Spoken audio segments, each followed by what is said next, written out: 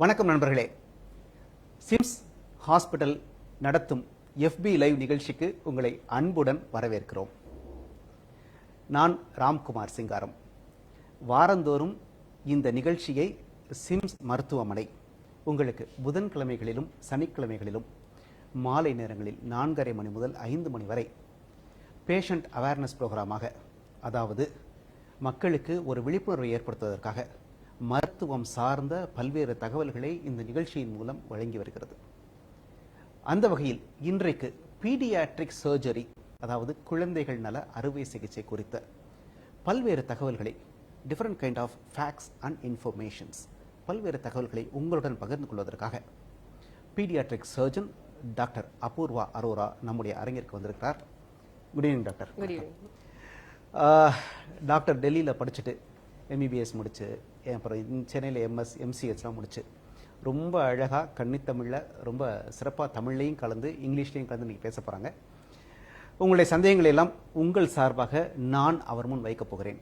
இந்த நிகழ்ச்சியில் அதாவது குழந்தைகள் நலம், பீடியாட்ரிக்ஸ் தனி, பீடியாட்ரிக்ஸ் மெடிசன் பற்றி மட்டும் இல்லாமல் நம்ம இன்னைக்கு பார்க்க போகிற முக்கியமானது பீடியாட்ரிக் சர்ஜரி, குழந்தைகள் நல அறுவை சிகிச்சை. குழந்தைகள் நலமாக இருக்க வேண்டும் என்றால் என்ன வகையான அறுவை சிகிச்சைகள் செய்ய வேண்டும், அது சார்ந்த கேள்விகள், அது சார்ந்த பதில்கள், அவைதான் இந்த நிகழ்ச்சியில் இன்றைக்கு நாம் பேச போகிறோம். டாக்டர் அபூர்வா அரோரா 6 ஆண்டுகள் 6 இயர்ஸ் எக்ஸ்பீரியன்ஸ் இந்த துறையில், அதுவும் குறிப்பாக சிம்ஸ் மருத்துவமனையில் தற்போது டிபார்ட்மெண்ட் ஆஃப் பீடியாட்ரிக் சர்ஜரியில் கன்சல்டன்டாக பணியாற்றி வருகிறார். இவரோடு இனி உங்களது ஐயங்கள். Doctor, thank you very much for coming to studio. So now first let us start from the basic. What is meant by pediatric surgery? Pediatric surgery basically means surgery for a population which is from 0 days of life. Poranda udane 0, 1, 2 days age la baby ku up to 18 years. So that is the age group that we deal with. So any doctor who has completed 3 years of intensive training, which is MCH or DNB in pediatric surgery, after general surgery, is a qualified pediatric surgeon for your child. So the difference between adult and pediatric surgery, or similarity irukku. Like an adult surgeon will not deal with ENT the same way we also don't deal with throat, nose, eyes, brain, heart. Other surgeries, there are specific surgeons. Heart surgeon irukku, brain surgeon irukku. But the difference is that urology in adults is separate, urologist is separate, but we also deal with urine and kidney issues. So pediatric urology comes under pediatric surgery, whereas urology in adults comes in separately.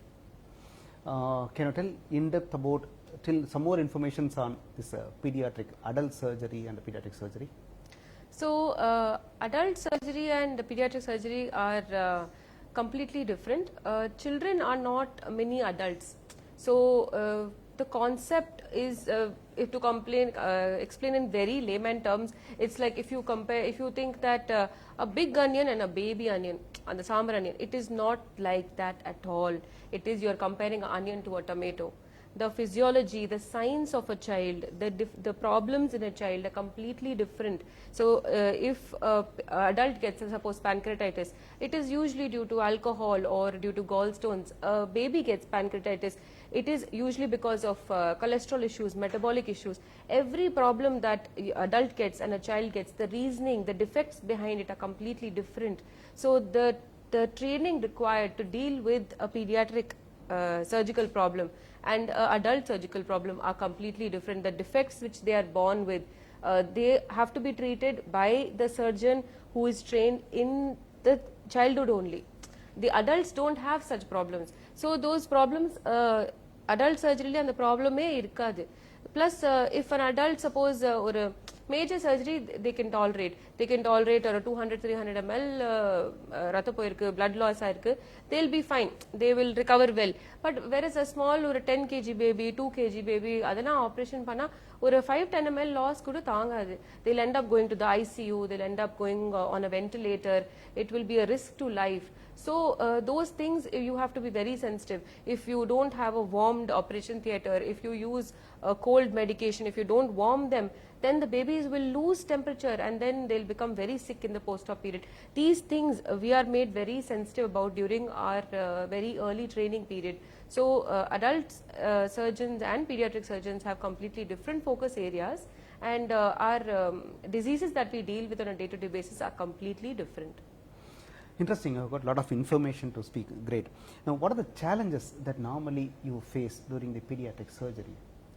The challenges, so as to say, I would say first is the patient itself, because a normal adult patient comes in and says, inge valikide, romba valikide, idu panna valikide, idu saapta seriya, like they'll tell exactly what the problem is, what their complaints are. Whereas a baby walks into the OPD and he looks at you and he starts crying, and that's all they'll do. The parents will get more worked up that and from little information that you get from that mother, and the குழந்தை பார்த்துட்டு வயிறு எப்படி இருக்கு, and we will not be able to differentiate between why the child is crying. So clinical signs, you have to be very sensitive, you have to be very careful. Your judgment has to, your experience has to really plays a role in trying to diagnose the child with the little information that the caregiver will give you. You have to rely quite heavily on ultrasound and radiologist information also, but mostly on the clinical feeling that you get. Your decision making happens a lot in the by the clinical signs. Also, one more thing is that you not only do you have to, I feel, sometimes counsel the anxious parents. அவங்க எவ்வளோ ஃபியராக இருக்கும், that you have to counsel them, you have to give them courage to face that the child may need surgery, and the fact that the child will become all right. They should trust you enough to let you operate on their child, which is the most dear thing to them.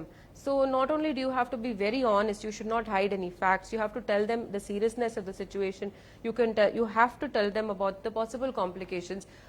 Meanwhile, also winning their trust that yes, the child can and will undergo surgery and the child will be fine. Okay, when the parent should approach a pediatric surgeon? Right now, awareness in the community is not enough.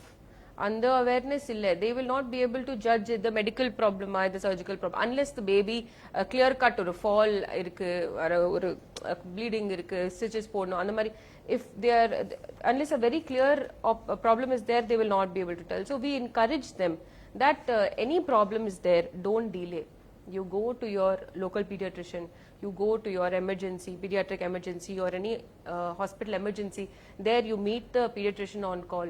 If it is a surgical problem, they will call us and we will be there to support. So we don't expect you to know. All we expect is that please, when you feel a child is having a greenish or a yellow vomiting and the bilious vomiting solvo, other ignore panna kudadu. Suppose a child is not feeding and the urine pola, it means some sepsis is there, other ignore panna kudadu. If the child in the motion le or sali mari rattam kalandu podu, other you should not ignore such things. See, as a parent, I want to ask that குழந்தைங்களுக்கு the bones will be very soft and they have less quantity of blood, as you told. Is it safe to do a surgery on the child? Sir, a surgery, if it is warranted, first of all, if it's indicated, only then it will be done. It will be done or a birth defect irukku adu surgery பண்றதுக்கு தான் பண்ணுவோம். If there is something which the nature has not completed, like a food pipe is not there, if a part of the intestine is missing, or there is a abnormality in the lung, some problem is there, that is why we are operating. So first and foremost, it is a very important procedure that the child is undergoing. Anesthesia risks have really come down. There are very modern and newer precise machines and equipment which help us monitor and help the anesthetist, pediatric anesthetist, monitor very precisely or oxygen level, temperature, BP, everything for even a 1 kg, 2 kg baby. It can be done very accurately. They can wake up and make the baby sleep exactly on time. Now there are new methods, very patient friendly, pediatric friendly methods, where they give the medicine to the baby when the baby is with the mother only. They give some sedation medicine so that they sleep in the mother's lap. Only then we separate the child from the mother, and then once we bring the child back to the mother, the child opens its eyes. So there are so many pain blocks also, not like spinal, similar to spinal anesthesia which we give in adults, which makes the children's experience completely pain free. They can walk home the same day. Daycare surgeries also are now very commonly done, and they're completely safe now in children. Coming back to the surgery nale or fear or worry for not only for the child but for the patients, parents also too much, even grandparents, it's very very high. But is the fear will really affect the outcome of the surgery? அந்த சில time அவங்க அந்த பயத்திலே ஹாஸ்பிட்டலே avoid பண்ணுவாங்க sir. அது when they come initially they will be so scared. அந்த குழந்தைக்கு இங்கே வீக்கமா இருக்கு, குழந்தை நல்லா பேச முடியல, they will come ஒரு ஒரு டெஸ்டிஸ் தான் இருக்கு கீழே குழந்தைக்கு, அந்த மாதிரி they'll be very afraid. But as soon as you tell them in the mari, sometimes you tell them that yes, it is a minor surgery that is needed, this is a birth defect, and 6 to 9 months age le panano, late panna kudade. But then once they go home, their fear of the problem is gone, but now fear of the solution has come. They will want to avoid pain for their child. They will be afraid, ரொம்ப anxious இருக்கும், surgery பண்ணணும். They rather get operated on than get the child operated sometimes. So, but what happens is, there are very specific problems. Suppose undescended testes சொல்லுவோம். ஒரு பாய் பேபிக்கு 2 testis இருக்கணும். ஒன்னு தான் மேல கீழே வந்திருக்கு, ஒரு வயிற்றுக்கிட்ட தான் இருக்கு. So, what happens is 6 to 9 months மேல லேட் டிலே பண்ணா that testis will not grow. Not only will it not grow, it will have around 6 to 8% chance of forming a cancer for that patient when he is in his 20s and 30s. So the patients may delay saying, we'll do it after first birthday, let him grow little big, 2 years, 3 years le panla, he is walking fine, absolutely. But that is not correct. When your doctor has told you something, it is for the best of your child. You should try to stick to the timing. If you have doubts, if you want to delay, you have a valid reason, you must discuss it with that surgeon, with the doctor. You can reason it out, then you can see the risk benefit ratio. Why the doctor is saying that this is the timing, and then you can do the best for your child. நீங்க சொல்றத பார்த்தா எனக்கே ரொம்ப ஃபியரா தான் இருக்கு. Okay, see, in your experience, you are daily seeing lot of cases. What are the most common surgical, that pediatric surgical problem that you are facing? Most common பாத்தீங்கன்னா, the routinely we do most commonly hernias, which you see in adults also, but the reason for the children getting the hernia, like I said, is completely different. So the surgery is completely different. It is because of birth defect, and the white and keel scrotum opening is passage is open, so the intestines are coming down. Apart from that, we deal with a lot of appendicitis. Those are the common things, tongue ties, and the naak vaikila oti irukku. So those things we deal very commonly.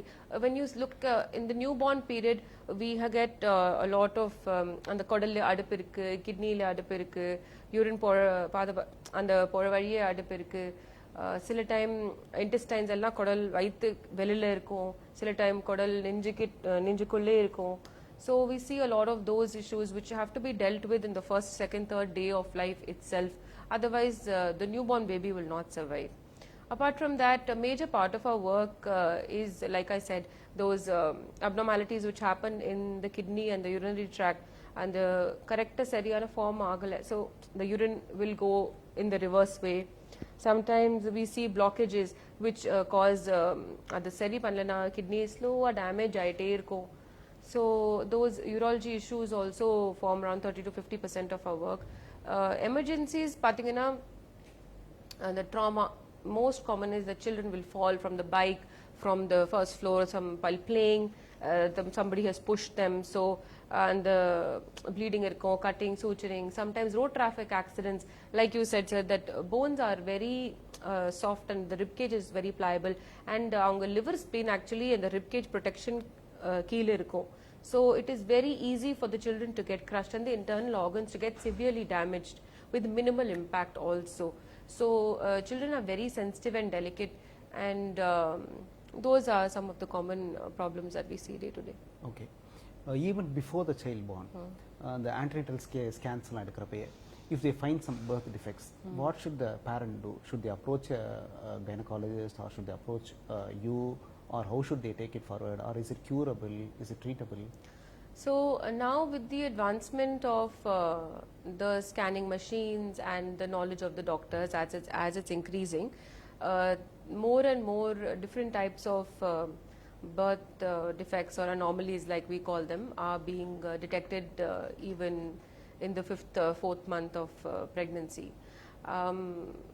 I completely understand and feel that devastating feeling. Or a routine checkup ko poirkom, and we are so a couple is so excited that they're going to see the face of their baby, and they are told that I'm sorry, this baby is not normal, or a baby has a defect. So that crushing feeling that you get, it is completely understandable. But the thing is that there are so many young couples these days who are just starting their jobs. They don't have much savings, they are new, they are fresh, so they get that financial fear and that burden along with that emotional burden. They don't know what their future will be like. Will their unborn child require surgery?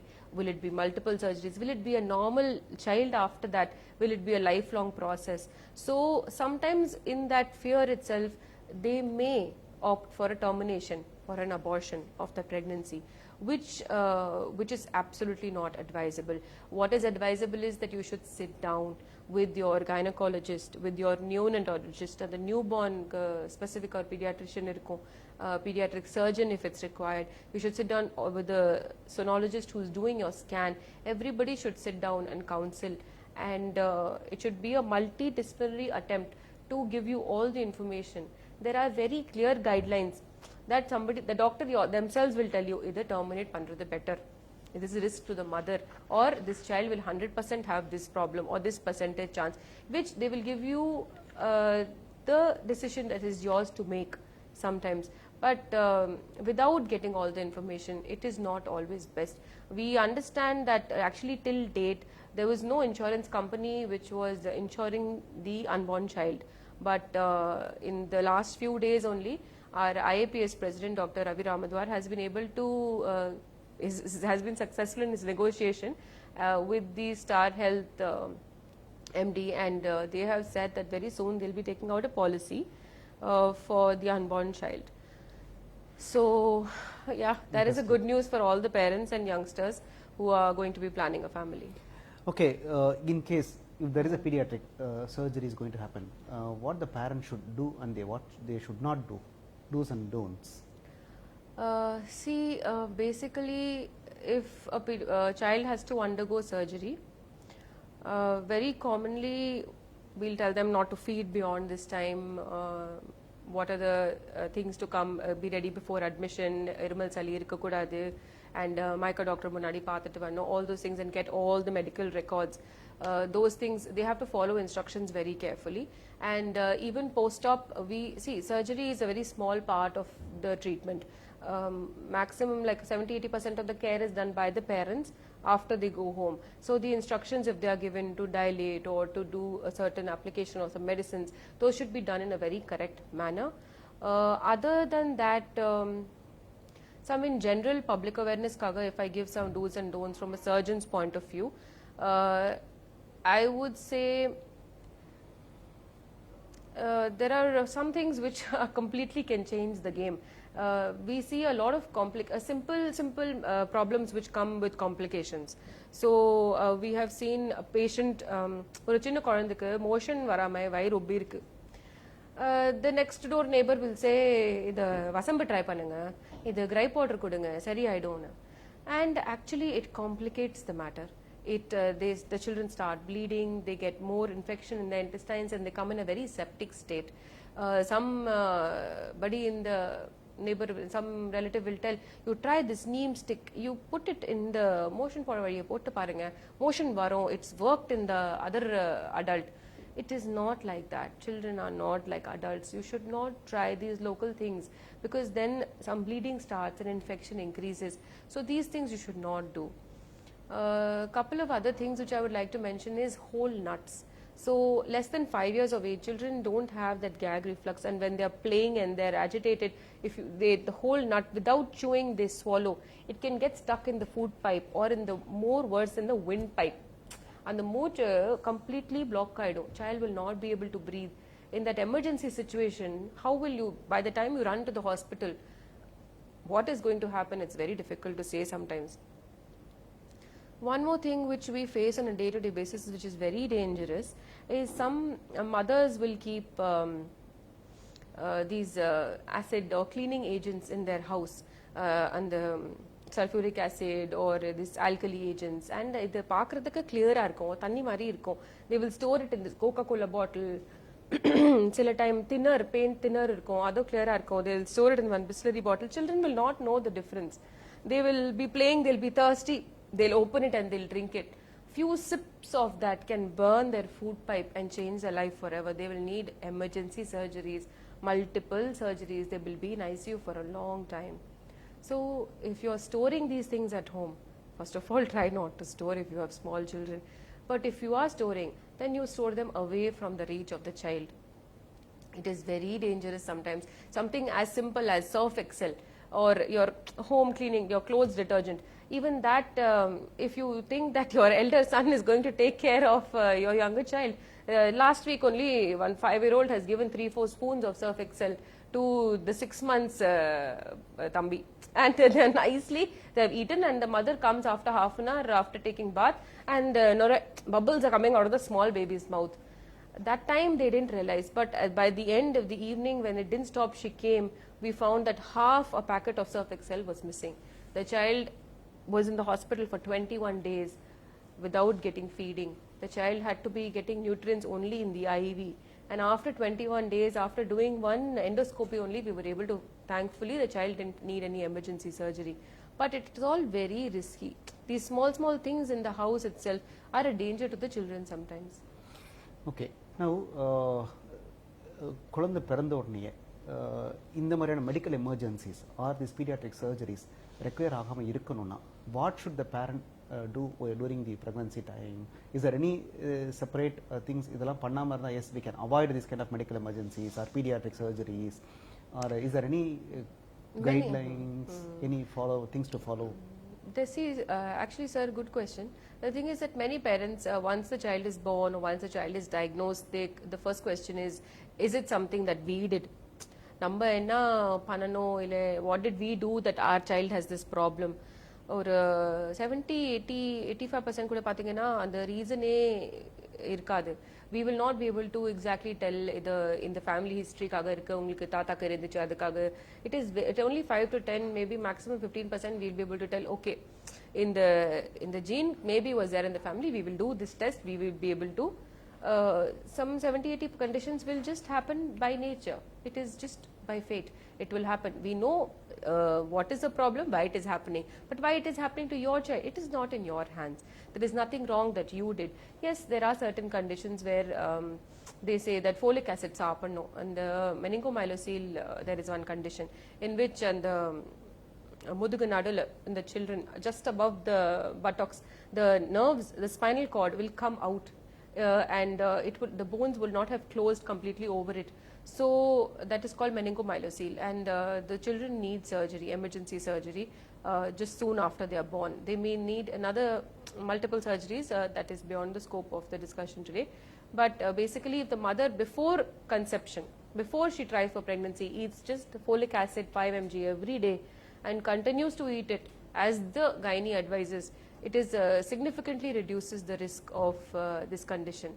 So if a mother is not a smoker, not an alcoholic, if there are actually certain conditions where motherக்கு diabetes இருந்தா குழந்தைக்கு அந்த problem, சில problem இருக்கிறது வாய்ப்பு நிறைய increase ஆகும்.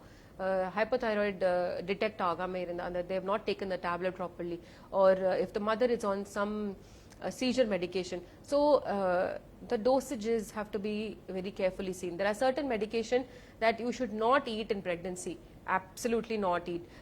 So those medications, if you have taken without asking your gynecologist, without consulting with them, the risk for the child does increase.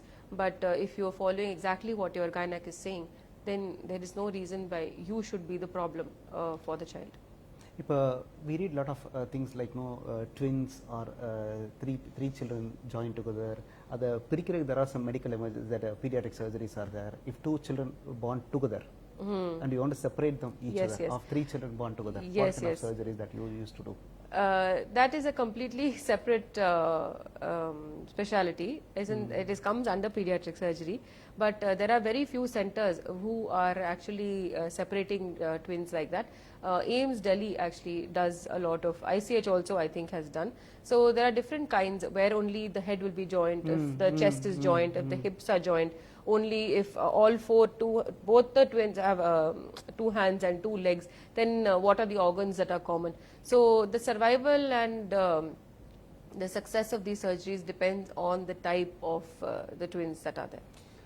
Did you find any difference in the children who born on natural delivery or on this IVF இப்போ recent identification வரதெல்லாம் அதெல்லாம் அந்த surgeries-க்கான possibility ஜாஸ்தியாதா இல்ல குறையுதா இல்ல it makes no difference, it has no difference?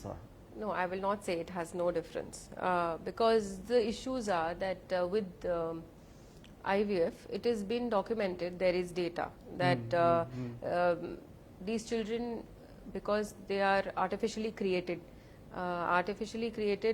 from the beginning, from the injection of the sperm into the egg, everything is artificial. So there are around, you can say maybe 8 to 15% risks of general chromosomal and medical or surgical problems. So you can't say only specifically IVF babies in the surgical problem varo, but in general yes.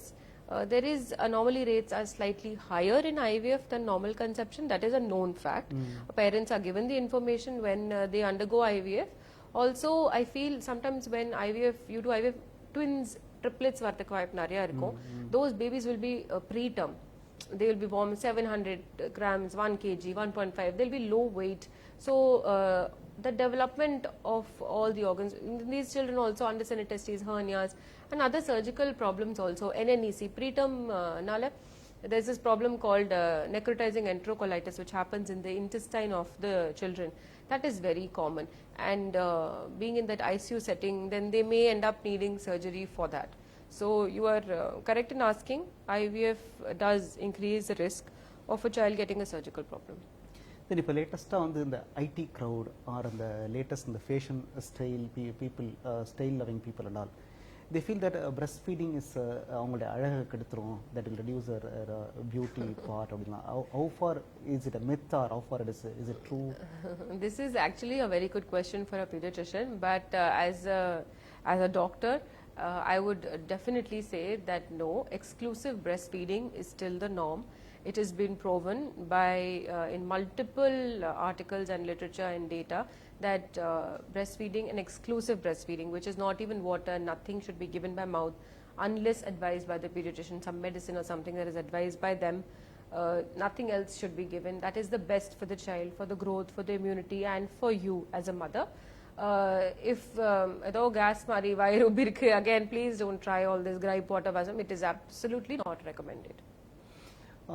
இந்த எடை குறைக்கிறது, wait reduction, குழந்தைங்க ரொம்ப ஜப்பியா இருக்கு, ரொம்ப குண்டா இருக்கு, adult people they do this kind of weight reduction surgeries, but is it advisable for the people below age 18?